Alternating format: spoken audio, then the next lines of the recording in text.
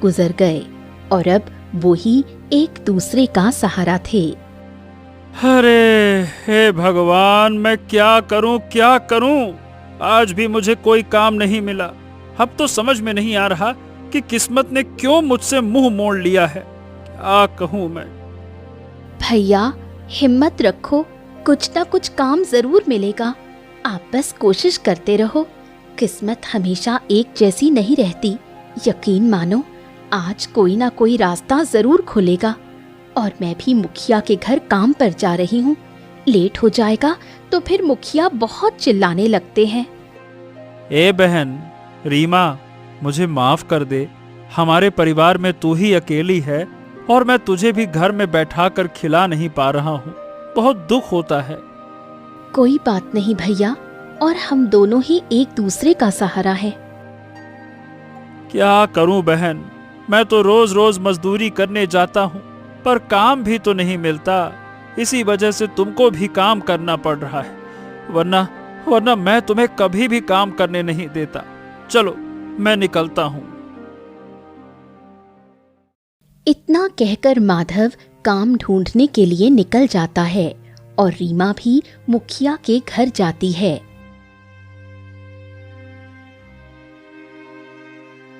अरे तू आज इतनी देरी से कैसे आई है? मैं तुझे पैसे देता हूँ, पूरे 500 रुपया महीना। ये लेट आने के लिए नहीं देता हूँ। जब मन किया मुंह उठा के चले आए। माफ कर दीजिए, आइंदा ऐसी गलती नहीं होगी। अरे चल चल, अब बातें ही करती रहेगी या काम भी करेगी? जा, घर का पूरा झाड़ू पोछा बर्तन सब पड़ा है, जल्दी से साफ सुथरा कर दे। चल जा। ठीक है।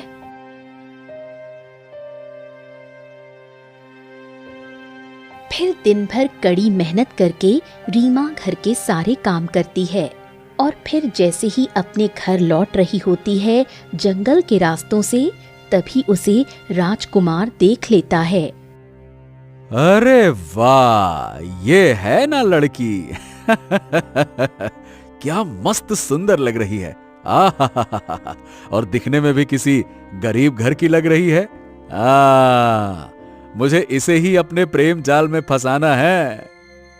अरे ये आप क्या कह रहे हैं राजकुमार? ये एक गरीब घर की लड़की है और इससे प्रेम करेंगे आप तो इसका प्रेम महाराज को बिल्कुल पसंद नहीं आएगा। इसीलिए मैं तो कहता हूँ आप इसको भूल ही जाइए। अरे ओ मेरे प्यारे भोले भाले मंत्री जी, आप भी ना इन सब कामों में कच्चे हैं अभी। देखिए, मैं इसको अपने प्रेम जाल में जरूर फंसाऊंगा, लेकिन प्रेम करके रानी थोड़ी ना बना दूंगा। बस ये समझिए कि थोड़ा सा अनुभव लेना है प्यार का। बस। आखिर आप में भी राजा वाला खून है, मैं कैसे भूल सकता हूँ। ठीक है राजकुमार, आपके मौज मस्ती करने का दिन है तो आप मौज मस्ती ही करेंगे। जैसा आप ठीक समझे वैसा कीजिए। फिर राजकुमार रीमा के पास आता है।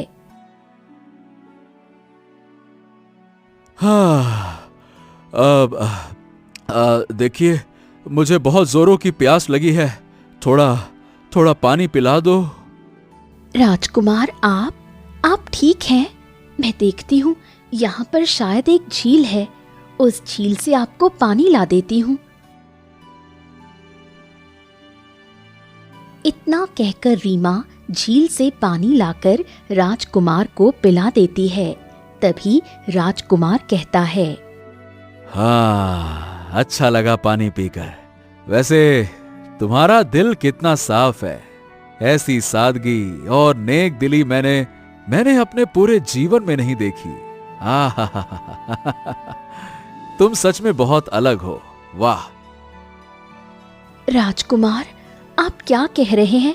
मुझे तो अब घर जाना चाहिए, मुझे देर हो रही है। अरे ठहरो, कम से कम मुझे अपना नाम तो बताओ। मेरा नाम रीमा है। हाँ, रीमा बहुत प्यारा नाम है। तुम्हारे नाम में भी वही मिठास है जो तुम्हारी बातों में है। सच बताऊं, मुझे तुम बहुत पसंद हो। राजकुमार, ये कैसी बातें कर रहे हैं आप? मैं तो एक गरीब घर की साधारण लड़की हूँ और आप राजकुमार हैं। हमारा आपसे कोई मेल नहीं। हो रीमा, दिल के रिश्तों में अमीरी गरीबी का कोई मतलब नहीं होता। जब मैंने तुम्हें पहली बार देखा ना, हाय, उसी क्षण मेरे दिल ने कहा तुम हो, वो तुम ही हो जो मेरे दिल पर राज करोगी, जो तुम मेरी सच्ची साथी हो, वो तुम हो। नहीं, ये सही नहीं है। हम दोनों अलग अलग दुनिया के लोग हैं। ओहो, कैसी बातें करती हो। देखो, अगर तुम्हें लगता है कि यह गलत है तो एक बार मेरी आंखों में देखो। क्या इन आंखों में छल दिखता है? बताओ रीमा, क्या मेरी आंखों में तुम्हें डूब जाने का मन नहीं करता? रीमा, मैं तुमसे सच्चा प्रेम करता हूं और मैं तुमसे सच कह रहा हूं। मैं तुम्हारे बिना नहीं रह सकता। अगर तुम चाहो तो हम सारी दुनिया के बंधन तोड़कर एक हो जाएंगे। बोलो। आप सच में मुझसे इतनी जल्दी इतना प्यार करने लगे? हाँ रीमा, हाँ, तुमसे मिलकर ऐसा लगता है जैसे मेरी पूरी दुनिया बदल गई है। हाँ ठीक है रीमा, कल तुम फिर से यहां पे आना। मैं तुम्हारा इंतजार करूंगा, पलकें बिछाकर तुम्हारी राह देखूंगा। ठीक है। इतना कहकर रीमा घर आ जाती है और 2-3 दिन लगातार राजकुमार से मिलती रहती है। एक दिन वो राजकुमार के साथ एक हो जाती है। राजकुमार, आप हमें कहीं छोड़ तो नहीं देंगे? कैसी बातें करती हो रीमा, मैं तुम्हें छोड़ूंगा? सपने में भी नहीं। मैं तुमसे सच्चा प्यार करता हूं। अब बस मैं अपने पिताजी से जाकर हम दोनों के रिश्ते की बात करूंगा। क्या? सच में? आप सच में मुझसे शादी करेंगे? हाँ, मैं तुमसे सच्चा प्यार करता हूं रीमा, सच में। इतना कहकर राजकुमार वहां से चला जाता है। फिर ऐसे ही 2-3 दिन बीत जाते हैं, लेकिन रीमा रोज जाकर उसका इंतजार करती है, पर राजकुमार नहीं आता। क्या हो गया? राजकुमार 2 दिन से नहीं आ रहे हैं। मुझे उनसे मिलने का बहुत मन कर रहा है और वो क्यों नहीं आए? फिर थोड़ी देर इंतजार करने के बाद वो परेशान होकर घर आ जाती है और ऐसे ही देखते देखते 1 महीना बीत जाता है।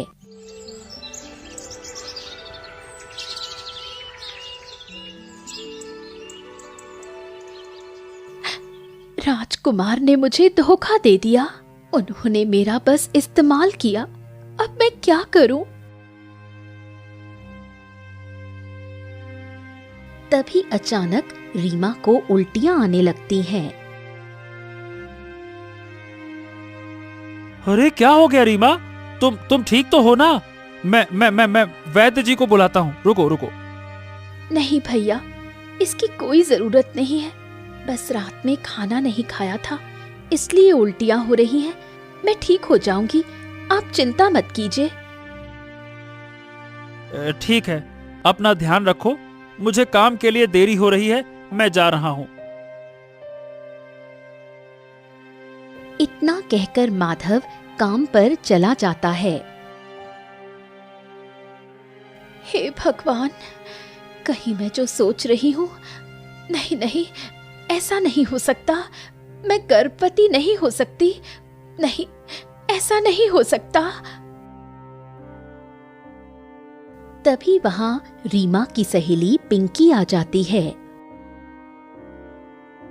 अरे रीमा, ये क्या हुआ? तुम इतनी उदास और परेशान सी क्यों दिख रही हो? तुम्हारे चेहरे पर तो हमेशा मुस्कान रहती थी।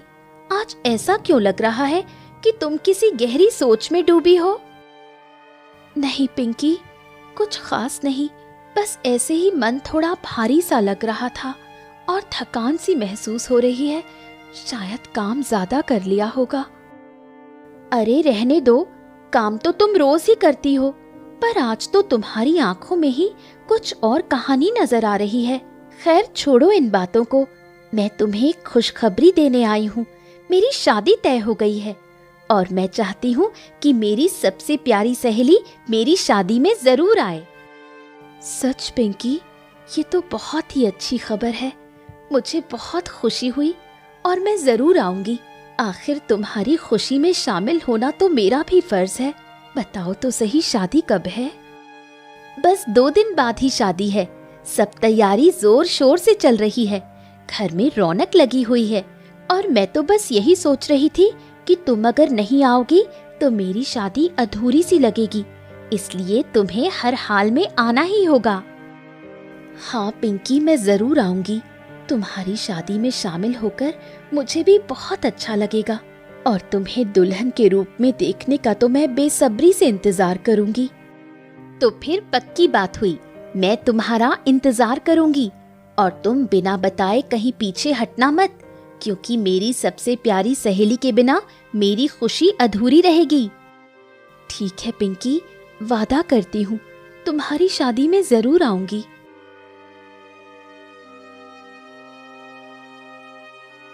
इतना कहकर पिंकी वहां से चली जाती है और ऐसे ही रीमा हमें और कहता है, ए रीमा, ये बताओ, सही सही बताना, तुमको हुआ क्या है? मैं 2-4 दिन से देख रहा हूँ, तुम हमेशा परेशान रहती हो।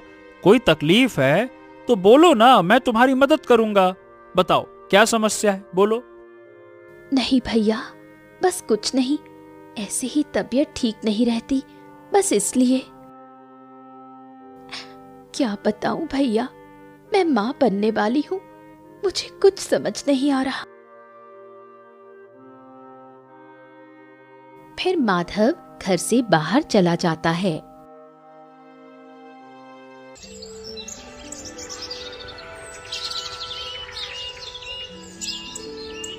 हाँ, कुछ तो है जो रीमा मुझसे छिपा रही है। मुझे किसी तरह से पता करना होगा कि आखिरकार उसके दिमाग में चल क्या रहा है।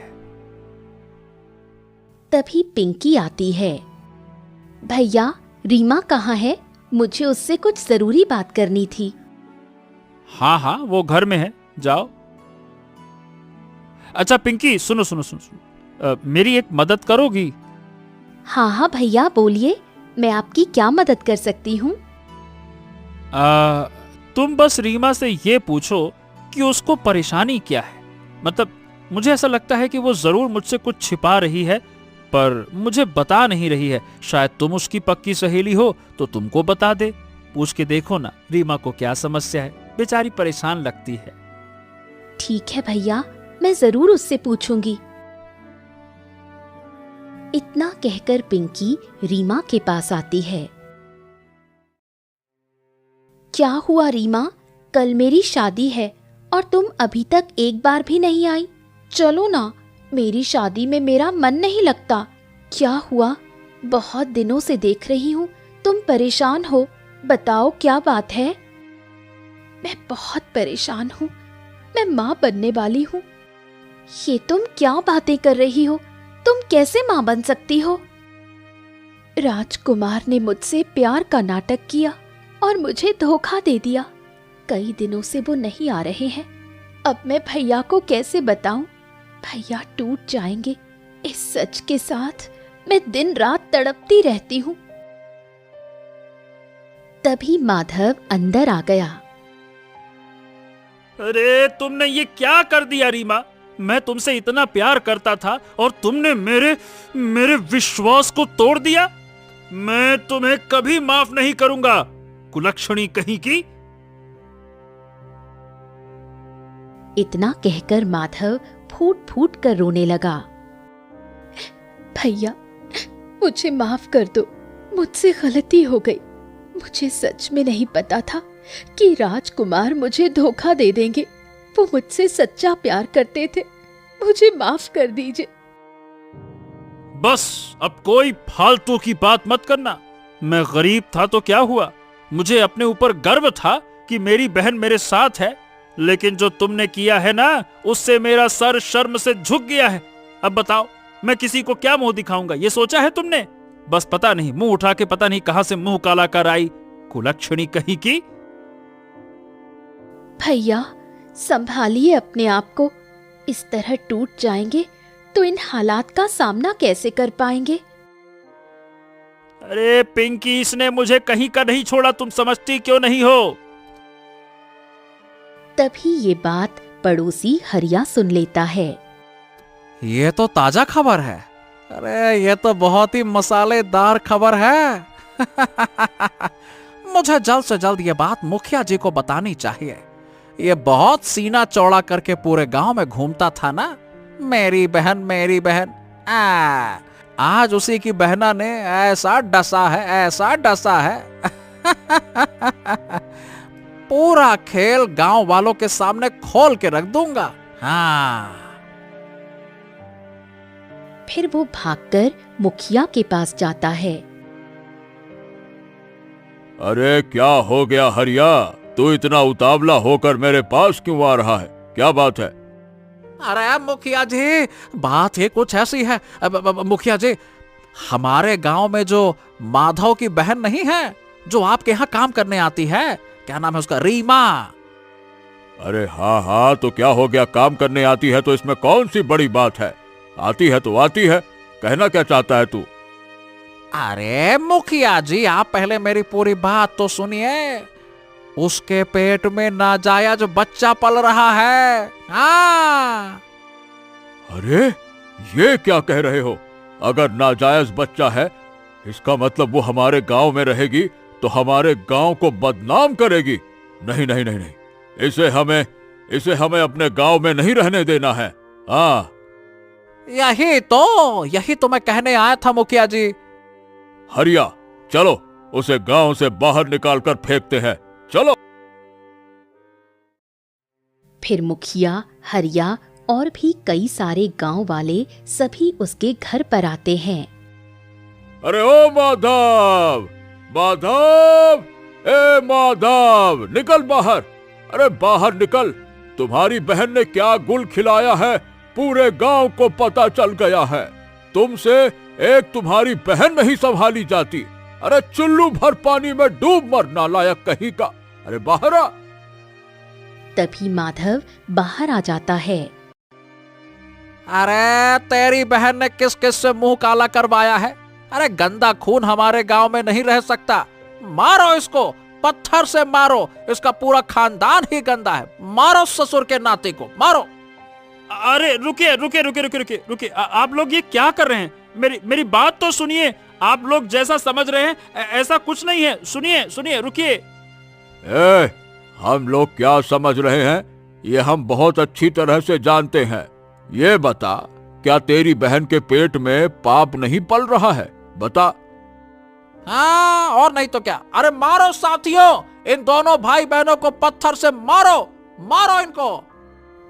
इतना कहकर सभी गांव वाले पत्थर मारने लगते हैं। अरे अरे रुकिए रुकिए, आप लोग ये क्या कर रहे हैं? रुक जाइए, हमें एक मौका तो दीजिए सफाई देने का। रुकिए रुकिए। ए माधव, कान खोल के मेरी बात सुन। हम तुझे कुछ दिन का वक्त देते हैं। अपनी बहन को लेकर इस गांव से निकल जा, वरना तेरा इतना बुरा हाल करेंगे कि भीख में मौत मांगेगा। मैं नहीं चाहता कि तुम्हारी बहन की गंदगी पूरे गांव वाली लड़कियों पर पड़े, समझा? चलो।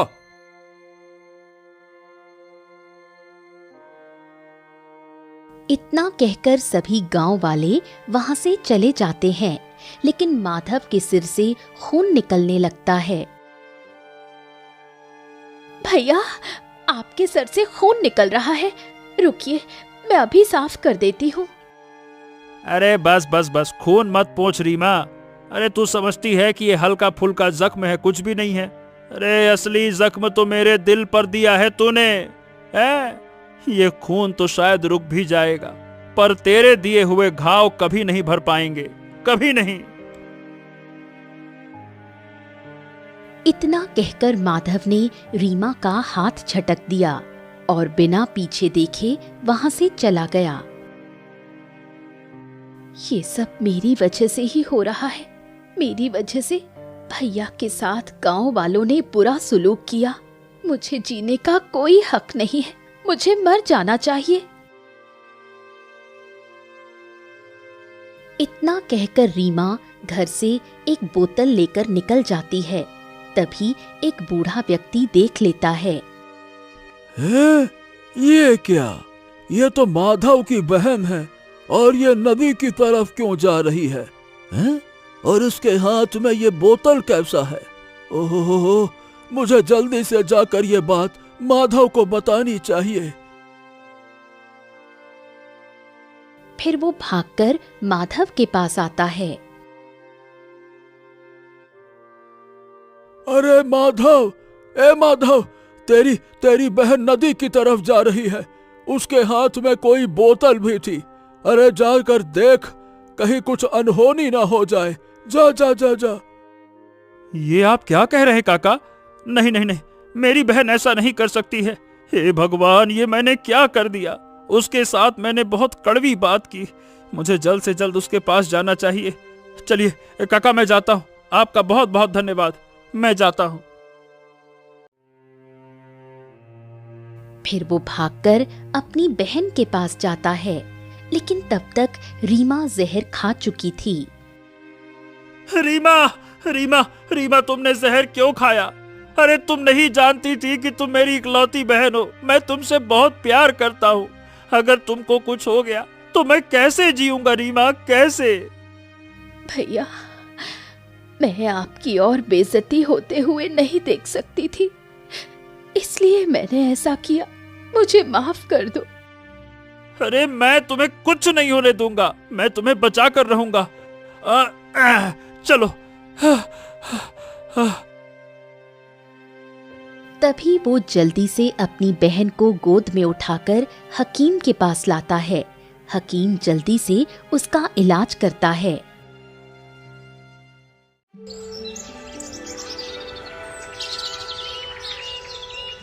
और कुछ ही दिन में रीमा पूरी तरह से स्वस्थ हो जाती है। अगर तुम राजकुमार से इतना ही प्यार करती हो तो मैं किसी भी कीमत पर राजकुमार को मना लूंगा और तुमसे शादी करने के लिए मैं उसे तैयार करूंगा। आप ऐसा कुछ नहीं करेंगे भैया। मैं उसके पास नहीं जाऊंगी।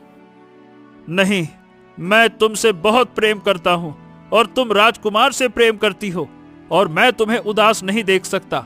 इसीलिए मैं राजकुमार को मनाकर ले आऊंगा, चाहे कुछ भी हो जाए। हाँ।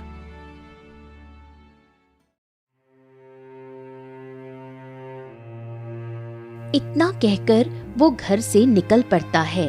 तभी उसे एक साधु महाराज मिलते हैं। हरिओम हरिओम हरिओम। कहाँ जा रहे हो पुत्र? महाराज प्रणाम। मैं अपनी बहन के बच्चे के पिता को लेने के लिए जा रहा हूँ। मैं किसी भी कीमत पर उसे लेकर ही आऊंगा। हाँ, मत जा, नहीं तो मारा जाएगा। क्या? नहीं नहीं नहीं नहीं, कुछ भी हो जाए साधु महाराज, मैं अपनी बहन को यूं मरते हुए नहीं देख सकता। मैं तो उसको लाकर रहूंगा। तू अपनी बहन की मोह माया में सब भूल चुका है। वो राजकुमार है और तुम्हारी बहन एक गरीब। दोनों का कोई मेल नहीं है। मत जा। नहीं, आप कुछ भी कहें, मैं अपनी बहन को ऐसे उदास और दुखी नहीं छोड़ सकता।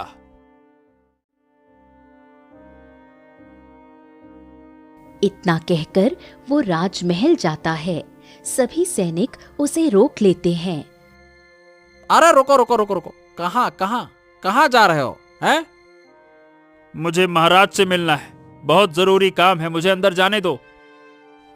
बड़े आए महाराज से मिलना है। अपनी सूरत देखी है?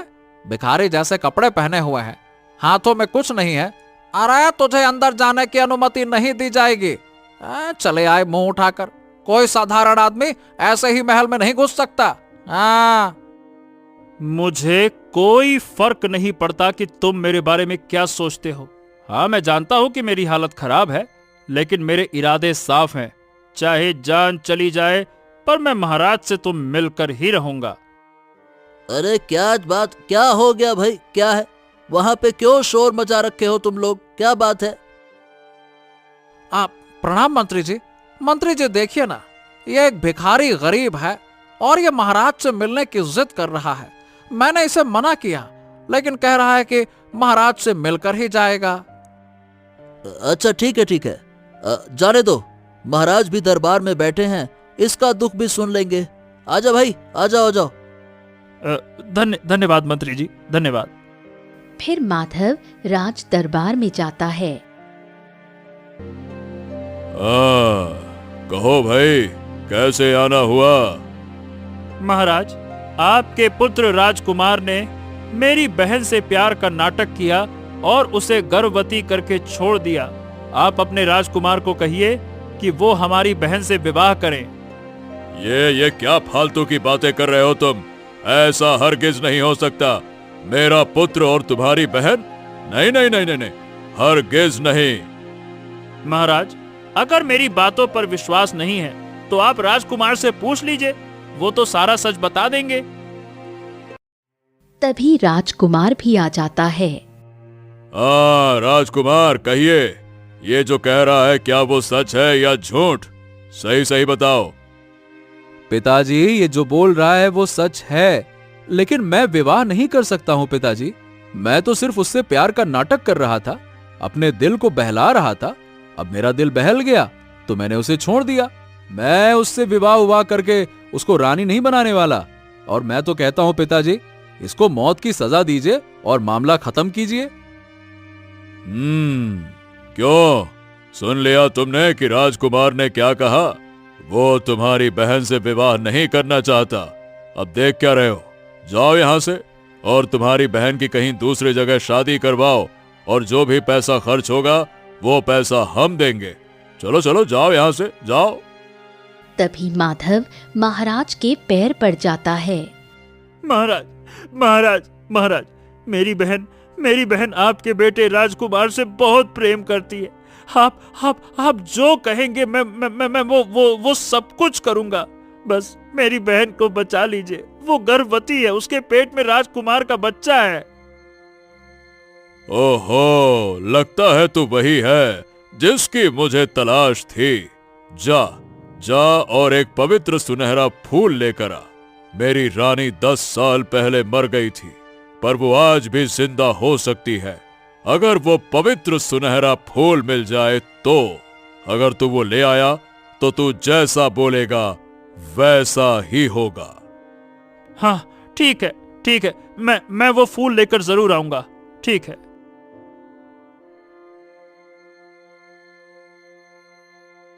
इतना कहकर वो घने जंगलों की तरफ निकल पड़ता है। तभी वही साधु महाराज आते हैं।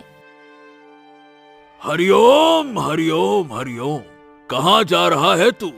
मृत्यु के द्वार पर मैंने तुझे जाने से रोका। अब तू वहां मत जा। वो फूल तुझे आसानी से कभी नहीं मिलेगा। तेरी जान को खतरा है। हाँ, साधु महाराज, मैं अपनी बहन के लिए कुछ भी करने को तैयार हूँ। हाँ, अगर तुझे मरना ही पसंद है तो मैं क्या कर सकता हूँ, पर इतना कह सकता हूँ कि वो फूल लेने के लिए तुम्हारे सच्चे हृदय की परीक्षा देनी होगी। तुम वो परीक्षा पास करोगे तभी तुम्हें सही मार्ग मिलेगा। ठीक है, धन्यवाद महाराज। जाओ, थोड़ी दूर जाओगे तो तुम्हें एक जंगल मिलेगा। उसी में तुम्हें वो खास तरह का फूल मिलेगा, पर संभल कर जाना। इतना कहकर साधु आगे बढ़ जाता है। माधव जैसे ही घने जंगल में आता है, तभी वहां पर जोर से रोने की आवाज आती है।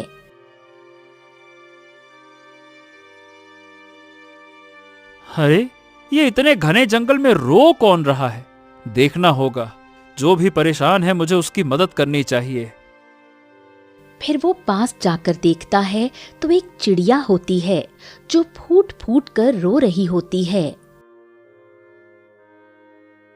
क्या हो गया? आप ऐसे रो क्यों रही हैं? क्या बात है? मेरे बच्चे पेड़ से नीचे गिर गए हैं, तुम उन्हें उठाकर ऊपर रख दो। माधव सब जगह देखता है लेकिन उसे बच्चे दिखाई नहीं देते। बच्चा? लेकिन यहाँ तो कोई बच्चे नहीं दिख रहे। कौन सा बच्चा? मेरा बच्चा यही था मेरा बच्चा। शायद वो किसी जानवर ने ले लिया। मुझे मेरा बच्चा वापस दिला दो। ठीक है, मैं तुम्हारे बच्चे को ढूंढ कर लाता हूँ। फिर माधव थोड़ी दूर जंगल में ढूंढता है। तभी उसे एक घायल चिड़िया का बच्चा दिखता है। माधव बच्चे को लेकर चिड़िया के पास आता है और उसके पंख पर कुछ पौधे तोड़कर लगा देता है और चिड़िया के पास रख देता है। हाँ, थोड़े घायल थे, इसीलिए मैंने जड़ी बूटी भी लगा दी है। हाँ, तुम्हारा बहुत बहुत धन्यवाद। तुम बहुत नेक दिल के इंसान हो। तुम जिस कार्य के लिए निकले हो, तुम्हारा वो कार्य अवश्य पूर्ण होगा।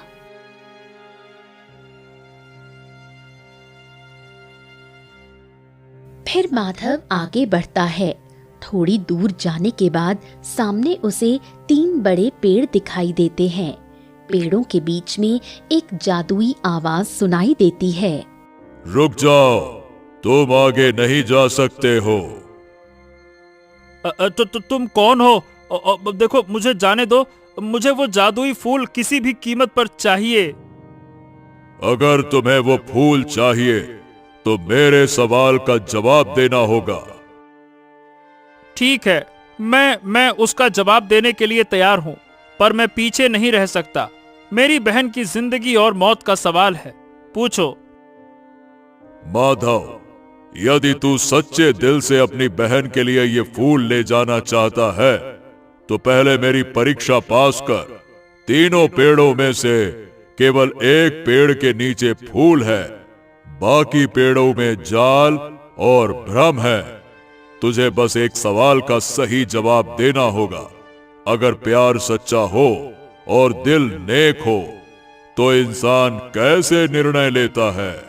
पहला, केवल डर और लालच से। दूसरा, अपने हृदय की सुनकर और सच्चाई पर भरोसा करके। और तीसरा, दूसरों की नकल करके। इन 3 विकल्पों में से कौन सा विकल्प सही है? बता। अगर मैं डर और लालच से चुनूंगा तो मेरी बहन का भविष्य खतरे में पड़ जाएगा। अगर मैं दूसरों की नकल करूंगा तो सही मार्ग नहीं मिलेगा। बस मेरा हृदय और मेरी सच्चाई ही मुझे सही रास्ता दिखा सकती है। तो सही उत्तर है अपने हृदय की सुनकर और सच्चाई पर भरोसा करके। जैसे ही माधव सही उत्तर बताता है, तीनों पेड़ों की जड़ों से हल्की रोशनी फैलती है। सिर्फ बीच वाले पेड़ के नीचे से सुनहरा फूल झूमता हुआ बाहर आता है। तुमने बिल्कुल सही जवाब दिया। माधव, अब ये फूल तुम्हारा है। हाँ, धन्यवाद धन्यवाद। अब मैं अपने बहन की जिंदगी बचा सकता हूँ। धन्यवाद। इतना कहकर माधव वो फूल उठाता है और राजमहल जाता है। महाराज, ये देखिए, मैं वो फूल लेकर आ गया हूँ। हाँ, शाबाश। तुमने वो किया जो कोई आज तक नहीं कर सका। बहुत अच्छे, बहुत अच्छे। तुम अपनी बहन के सच्चे रक्षक हो। मैं हमेशा यही उम्मीद करता रहा कि कोई ऐसा आएगा जो उनकी रक्षा और प्रेम के लिए इतना साहस दिखाएगा। अब तुम इस फूल को इस मूर्ति पर रख दो।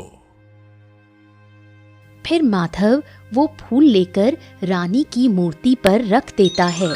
तभी रानी इंसानी रूप में बदल जाती है। हाँ, सचमुच सचमुच ये वही फूल है। तुमने कर दिखाया। तुमने कर दिखाया।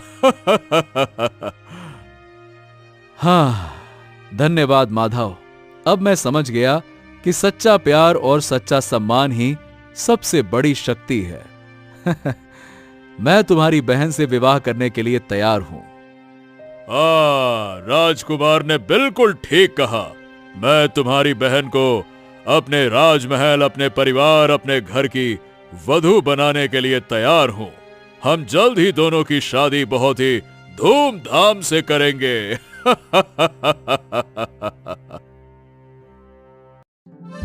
फिर कुछ ही दिनों में राजकुमार और रीमा की शादी धूमधाम से होती है और पूरे महल में खुशियों का माहौल बन जाता है और गांव वाले भी माधव की बहादुरी और सच्चाई देखकर उसकी इज्जत करने लगते हैं।